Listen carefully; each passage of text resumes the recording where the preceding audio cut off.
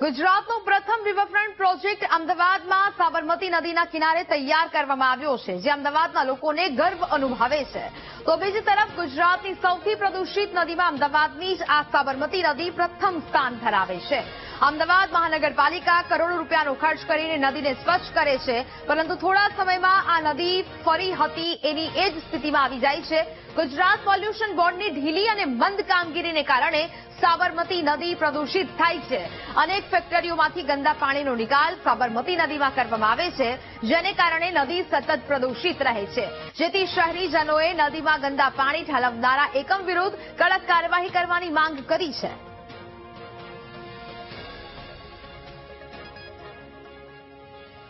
આપણે જ્યાં સુધી નહીં સુધરીએ ને ત્યાં સુધી કંઈ નહીં સુધરે. સાબરમતી નદી રિવરફ્રન્ટ બન્યું ને પછી ખૂબ જ સરસ લાગે છે, બહુ જ સરસ લાગે. હું તો કદાચ વોક કરવા પણ ત્યાં જતો હોઉં છું. એમ દેખાય કે કેટલું નયનરમ્ય આપણને લાગે. જો ત્યાં રેગ્યુલર વોક કરતા હોય તેને ખબર પડે. પણ ઘણા લોકો એવા હોય છે, સારા ઘરના અને એજ્યુકેટેડ માણસો પણ જાણી લઈએ કે નાસ્તો કર્યો, કંઈક ત્યાં કંઈક ખાધું અને થ્રો કરી દીધું ત્યાં આગળ. ફરતું ફરતું ક્યાં જશે? નદીમાં જ જશે, પાણીમાં જ જશે. તો વાત તો ત્યાંને ત્યાં જાય ને કે જ્યાં સુધી આપણે પોતે જાગૃત નહીં થઈએ ત્યાં સુધી શું થવાનું છે? પ્રદૂષિત પાણી નદીમાં છોડવામાં આવે છે, એની સામે પગલાઓ લેવાય છે, પણ પગલાઓ થોડાક સમયમાં બિનઅસરકારક થઈ જાય છે, અથવા એ પગલાઓનો ભંગ કરીને ફરીથી એ કારખાનાઓ પ્રદૂષિત પાણી નદીમાં છોડે છે. એ જ રીતે સામાન્ય નાગરિકમાં પણ પ્લાસ્ટિકનો જે ઉપયોગ કરીએ છીએ, સરકારે બધા નિયમો બનાવ્યા છે. આપણે સ્વેચ્છાએ જો નિયમોનું પાલન કરીશું तो नदी ने प्रदूषित बनावता अटकावी सकीशु. पानी और गंदे नालों का पानी जो उसके अंदर गिर रहा है, उसके लिए भी मैं सरकार से अनुरोध करूंगा कि उसके ऊपर तुरंत एक्शन ले, ताकि उसका पानी जो है बड़ी स्पीड से जो अंदर आ रहा है कचरे का, वो सब रोका जा सके, या उसको ट्रीटमेंट करके फिर उस पानी को अंदर आए, ताकि वो पानी पूरी तरह शुद्ध होकर अंदर आए. तो कोई दिक्कत नहीं. उसके अंदर अपनी फैक्ट्रियों में प्लांट लगाए ऐसा कि वो पानी ट्रीटमेंट हो गया है उसके अंदर. गंदा इंडस्ट्रीज का पानी आता है, गंदे नालों का आता है, उनको ट्रीटमेंट प्लांट लगाने चाहिए, शुद्ध होके आए. जो नहीं लगाते उनका फैक्ट्रियों पर चलान करें, उनकी फैक्ट्रियों को बंद करें. વડોદરાની વિશ્વામિત્રી નદીને ઊંડી અને પહોળી કરવા માટે કેન્દ્ર સરકારે કરોડો રૂપિયાની ગ્રાન્ટ ફાળવી અને આ ગ્રાન્ટની મદદથી વિશ્વામિત્રી નદીને પણ ઊંડી અને પહોળી કરવામાં આવી છે. પરંતુ આમ છતાં આ નદીનું પાણી શુદ્ધ થયું નથી. પાવાગઢથી આવતી શુદ્ધ નદી વડોદરામાં પહોંચીને દૂષિત બને છે. આ નદીમાં બે રોકટોક ઉદ્યોગનું કેમિકલયુક્ત પાણી અને ડ્રેનેજનું પાણી ઠાલવવામાં આવે છે, જેને કારણે ગ્રામ્ય વિસ્તારમાં ખેડૂતોનો પાક નિષ્ફળ જાય છે. જીપીસીબી અધિકારી અને ઉદ્યોગોની મિલીભગતથી નદીની સ્થિતિ આવી થઈ હોવાના આક્ષેપ લાગ્યા છે, જેથી સ્થાનિકોએ તાત્કાલિક નદીમાં ઠલવાતું ગંદુ પાણી અટકાવવા માંગ કરી છે.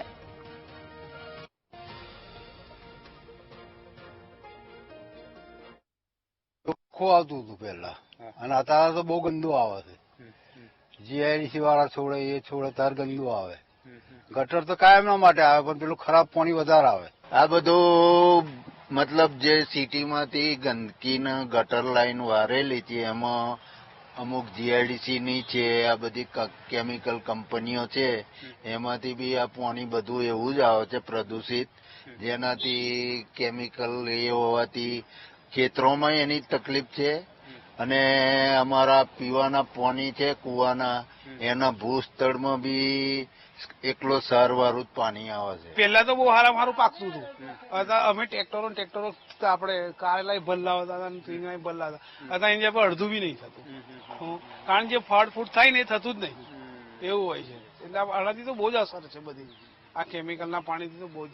સાહેબ બધા કંપનીઓ વાળા પાણી છોડ એટલા માટે, હા, પછી આપણે શું કરવાનું? દવાખાનું પાણી છોડી દીધું, બધી ગટર પાણી ભેગું થઈ ગયું. એ તો જમી કાઢ હતો પહેલા. હા, પેલા કેવું પાણી? ચોખ્ખું પાણી, આમ રૂપિયા નાખીને દેખાય, હવે કશું દેખાતું નહીં, એટલો સોલ્ટ થઈ ગઈ. જયારે કેમિકલ છોડે ત્યારે કેવા કલરનું પાણી? એકદમ બ્લેક, એકદમ બ્લેક આવે. અમે જોયું છે. અને દૂષિત થવાનું કારણ કોઈક આપણી ઇન્ડસ્ટ્રીયલ કંપનીઓ છે, જેના કારણસર નદીમાં અવારનવાર જ્યારે પાણીનું સ્તર જ્યારે ઓછું થતું હોય છે ને, તો તે સમય શું છે, અહીંયાનું પાણી ફૂલ ડાર્ક અને બ્લેક થઈ જતું હોય છે, અને ખૂબ નાઇટના સમયે ખુદ સ્મેલિંગ કરતું હોય છે. તાજેતરમાં દેશની 13 નદીઓ સૌથી વધુ પ્રદૂષિત હોવાનો રિપોર્ટ આવ્યો હતો અને જેમાં જેતપુરની ભાદર નદીનું પણ નામ સામેલ હતું, જેથી વીટીવી ન્યૂઝની ટીમે ભાદર નદીનું પાણી ચકાસવા માટે રિયાલિટી ચેક કર્યું હતું, જેમાં ઠેર ઠેર જગ્યાએથી નદીમાં ગંદુ પાણી ઠલવાતું હોવાનું સામે આવ્યું છે. કેમિકલયુક્ત પાણી નદીમાં આવતા નદીના પાણીનો કલર પણ લાલ રંગનો થયો છે. આમ છતાં જેતપુર ડાઇંગ એન્ડ પ્રિન્ટ એસોસિએશનના પ્રમુખ જયંતિભાઈ રામોલિયાએ ઉદ્યોગકારોનો બચાવ કર્યો છે. તેમણે કહ્યું કે જે રિપોર્ટ મળ્યો છે તે 2022નો છે અને આ રિપોર્ટ આવ્યા પહેલા જ નદી શુદ્ધ કરવામાં આવી છે. હવે પાણીને ચોખ્ખું કર્યા પછી નદીમાં ઠાલવવામાં આવી છે. જનરલ બીઓડી છે ને 259 એટલે બહુ જાજુ કહેવાય અને ગુજરાતની 13 નદીઓમાં આનો ત્રીજો નંબર આ નદીનો આવ્યો છે. પ્રદૂષિતમાં નદી ગણાય છે અને આ નદી વર્ષો પહેલા અમારા ગઢિયા કહેતા કે તાજું પાણી અને માછલા હતા. અત્યારે તાજું પાણી અને માછલા પણ નથી. સૌરાષ્ટ્રની મોટામાં મોટી નદી અને ખેડૂતોની જીવાદોરી સમાન પણ એ તો ભાદર નદી છે. આપણી ભાદર નદીની અંદરમાં અત્યારે નાના નાના ચેકડેમ છે. અત્યારે ચાલુ ચોમાસાની સિઝન છે. એ ફિલ્ટર કારખાનાના ફિલ્ટર પ્લાન્ટ જે કઈ છે, નગરપાલિકાના પ્લાન છે, તે શોભાના ગાંઠિયા સમાન છે. તેની 2022ના જે 259 બીઓડી ની વાત છે એ સાચી છે, પણ ત્યાર પછી જે ધીરે ધીરે સુધારા અમે કરતા ગયા છીએ, અમે પ્લાન્ટ બનાવ્યા છે, એ સુધારામાં એનું રિઝલ્ટ મળ્યું છે. પછી 200 બીઓડી થયા, પછી 100 થયા, પછી 30 થયા અને અત્યારે કરંટ જે અમારા રિપોર્ટ આવ્યા છે એ ઓન પેપર છે. એ છેલ્લા રિપોર્ટ મુજબ માર્ચના છેલ્લા રિપોર્ટ મુજબ 2.2 છે. તો આજે ભાદર નદીની અંદર કોઈ પ્રદૂષણ નથી. ગુજરાતની 13 નદીઓ છે તે પ્રદૂષિત હોય ને તેમાં જેતપુર શહેરની ભાદર નદીનો પણ સમાવેશ છે તે થઈ રહ્યો હતો. ત્યારે વીટીવીની ટીમ છે તે ગ્રાઉન્ડ ઝીરો રિપોર્ટ ખાતે પહોંચી છે. દ્રશ્યો બતાવવાના પ્રયાસ કરીશું. કરોડોના ખર્ચે છે તે આ ભાદર નદીને છે તે ચોખ્ખું કરવાનું છે તે આયોજન છે તે કરવામાં આવતો હતો, પરંતુ ક્યાંક ને ક્યાંક ફોકટ સાબિત થઈ રહ્યો છે. કારણ કે જે આંખે દેખી વીટીવી નો અહેવાલ છે તે જોઈ શકાય છે. પ્રદૂષિત ભાદર નદી છે ક્યાંક ને ક્યાંક આ નદી જોઈ શકાય છે. પીવા લાયક તો ઠીક, પરંતુ જો તમે હાથ નાખો તો પણ છે તે ચામડીનો રોગ છે તે થઈ શકે છે. ત્યારે જોઈ શકાય છે આ દ્રશ્યોમાં જે વીટીવીની ટીમે છે તે ડાઇંગ એન્ડ પ્રિન્ટિંગ એસોસિએશનના જે પ્રમુખ છે તેમની સાથે ખાસ વાતચીતમાં તેમને એવું જણાવ્યું છે કે 2023 અને 22માં છે તે જે બીઓડી એટલે કે 259 જેટલું છે તે આવ્યું હતું ને હાલના રિપોર્ટમાં જે 2024ના રિપોર્ટમાં આવ્યું છે, જીપીસીપી નો રિપોર્ટ છે તેમાં 21.9 બીઓડી આવ્યું છે. પરંતુ ક્યાંક ને ક્યાંક આ જોઈ શકાય છે. કોણ કહે છે કે આ ભાદર નદી પ્રદૂષિત નથી? જોઈ શકાય છે કેમિકલ યુક્ત પાણી છે. ત્યારે જોવાનું એ રહ્યું કે સાહેબ જીપીસીપી ની જે ચેમ્બરોમાં એસીમાં બેઠેલ જે ચેમ્બરોના અધિકારીઓ છે ત્યાં સ્થળની મુલાકાત છે તે લેશે કે અને જે ભાદર નદીને ચોખ્ખી કરશે કે કેમ, એક મોટો સવાલ છે તે ઉઠી રહ્યો છે. ધ્રુવ મારું, વીટીવી ન્યૂઝ જેતપુર. રાજ્યની નદીઓ શુદ્ધ કરવા માટે કેન્દ્ર સરકાર કરોડોની ગ્રાન્ટ ફાળવે છે અને આમ છતાં નદીઓ શુદ્ધ થતી નથી તેવો ખુલાસો સંસદમાં રજૂ કરવામાં આવેલા રિપોર્ટમાં થયો છે. ત્યારે નવસારી સુરતને જોડતી મીંઢોળા નદી પણ પ્રદૂષિત બની છે. સુરતની ફેક્ટરીઓ રાત્રિના સમયે ગંદુ પાણી નદીમાં ઠાલવે છે અને જેને કારણે ગ્રામ્ય વિસ્તારમાં ખેડૂતોનો પાક નિષ્ફળ જાય છે. સાથે ગ્રામ્ય વિસ્તારમાં પીવાનું પાણી પણ ગંદુ થયું છે. આ સમસ્યા અંગે નવસારીના નડોદ ગામના સરપંચ અને સ્થાનિકોએ અનેક વખત જીપીસીબીમાં રજૂઆત કરી છે. આમ છતાં જીપીસીબી કોઈ પ્રકારની કાર્યવાહી ન કરતું હોવાનો આક્ષેપ લાગ્યો છે.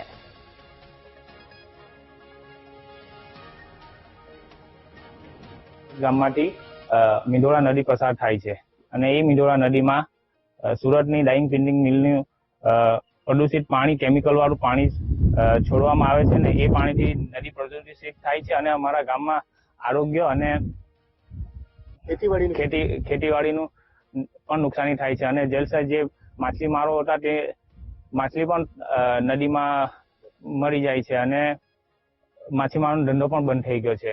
ફળિયાનેથી લગભગ 100 મીટરની અંદર જ, એટલે કે લગભગ 25-50 મીટરના અંતરે નદી આવેલી છે, મીંઢોળા નદી.